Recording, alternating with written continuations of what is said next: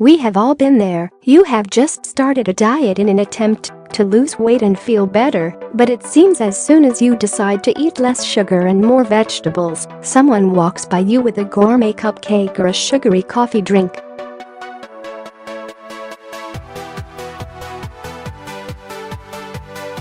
All at once, your willpower is gone, and you give in to the temptation. We have all been there. You have just started a diet in an attempt to lose weight and feel better, but it seems as soon as you decide to eat less sugar and more vegetables, someone walks by you with a gourmet cupcake or a sugary coffee drink.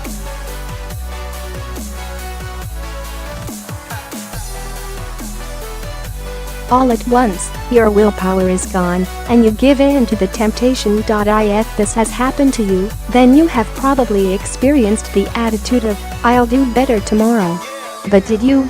Probably not.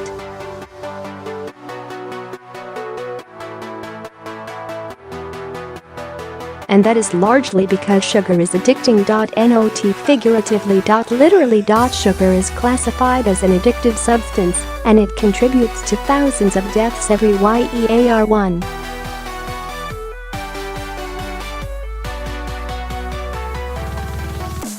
Before we learn how to avoid sugar, let's be clear about something. There are good sugars and there are bad sugars.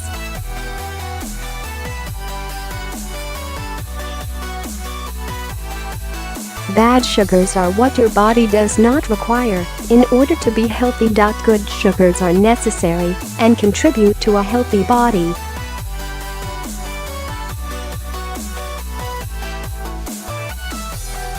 These are found in fruits and milk.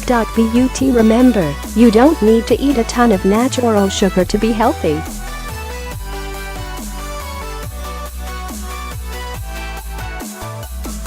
More on that later. For the most part, the intense desire for sugar is caused by all sorts of things happening in your body, and rarely do those things involve a need.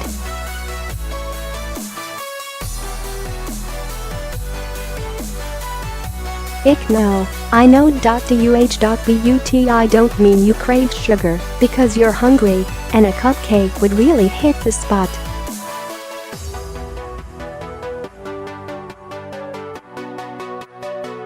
In your body is hungry and is desperate for you to feed it. SOMBTHING. So what does it do? Your stomach alerts your brain that you need something to fuel you and you need it to be processed quickly.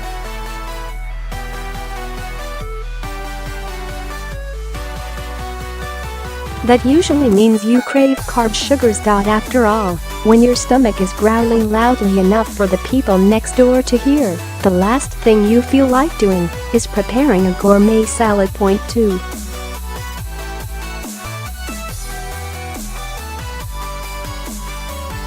We are hardwired to ingest sugar. Our oldest ancestors survived by eating sugary fruits. 3.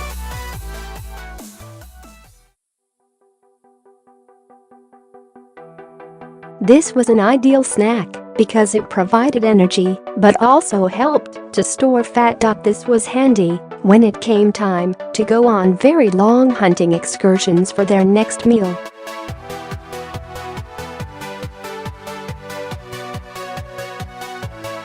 But nowadays, we aren't hunting for our food, and we don't need to stay warm in our caves.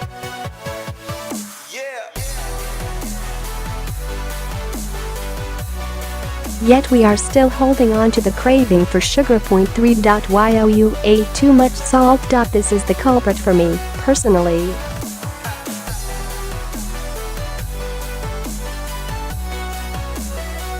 When you dine out or eat packaged foods, you're ingesting a ton of sodium. For me, I crave sugar every time I eat chips and salsa or tacos, burritos.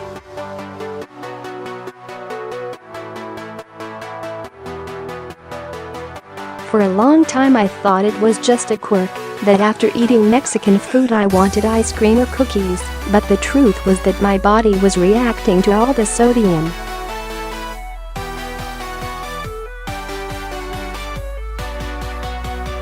The saltier the food, the bigger your sweet tooth becomes. This goes back to our ancient drive to find sugar.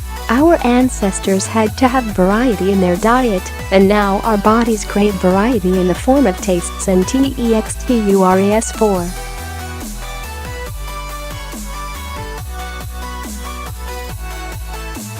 Sure, if we eat a bowl of ice cream for every meal we are going to gain weight, but too much sugar is actually a lot more dangerous than you may realize.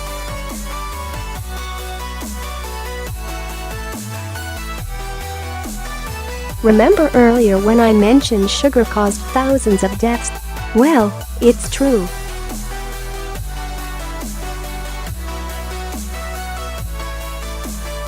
As if death wasn't a big enough consequence of eating too much sugar, it can also have a really detrimental impact on your waistline.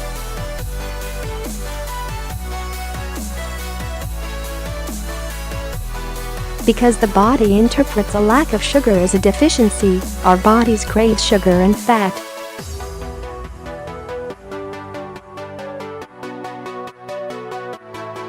Oftentimes though, those foods our cravings lead us to eat are filled with empty calories and very little nutrition, leaving us hungry and unfulfilled.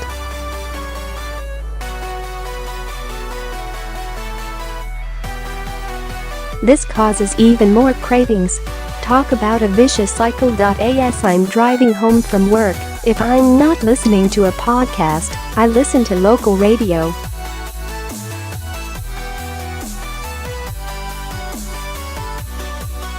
And it never fails, I always hear an advertisement for some local company promising they know the secret to losing weight, to cutting out sugar, to looking great.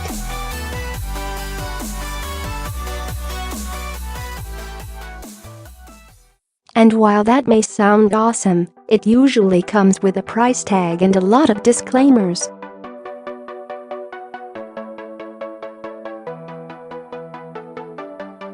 The tips below are free, healthy and don't require any kind of contract. I know it seems like a lame recommendation, but I'm telling you, this is my go-to. Research has proven that chewing gum can reduce food cravings.